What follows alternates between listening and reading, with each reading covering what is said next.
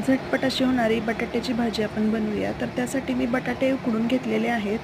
उकडून बारीक चिरून घेतलेले आहेत. त्यासाठी कांदा, हिरवी मिरची, कोथिंबीर आणि कढीपत्ता घेतलेला आहे. तसेच जिरे, मोहरी, मीठ आणि हळद आणि तेल घेतलेलं आहे. तर आता मी गॅसवर कढई तापत ठेवलेली आहे. त्यामध्ये आपण तेल घालूया. झटपट अशी होणारी भाजी आहे आणि डब्यासाठी पटकन तुम्ही बनवू शकताय. तेल गरम झाल्यानंतर आपण त्यामध्ये मोहरी घालूया. मोहरी चांगली तडतडली की आपण त्यामध्ये जिरे घालूया. जिरे घातल्यानंतर वरून मी कढीपत्ता घातलेला आहे.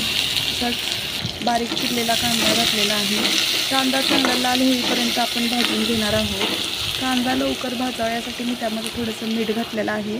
मीठ घातल्यानंतर कांदा लवकर भाजला जातो. तुम्ही बघू शकता आपला कांदा चांगला भाजलेला आहे. त्यामध्ये मी आता हिरवी मिरची घालत आहे. हिरवी मिरची चांगली तेलामध्ये परतून घ्यायची आहे. दोन्ही चांगलं परतून घेतल्यानंतर आपण त्यामध्ये थोडीशी कोथिंबीर घालूया, कारण कोथिंबीर घातल्यानंतर भाजीला छान वास लागतो कोथिंबीरीचा आणि भाजीला चवही खूप छान येते. आता त्यामध्ये मी थोडीशी हळद घातलेली आहे. चांगलं परतून घ्यायचं आहे आपल्याला 1-2 मिनिट. हे तेल सुटेपर्यंत परतून घ्यायचं आहे. याला बारीक गॅसवर जे काही करतोय ते करून घ्यायचं आपण. जर तुम्ही बघू शकताय चांगलं तेल सुटल्यानंतर त्यामध्ये फोडी केलेला बटाटा मी घातलेला आहे.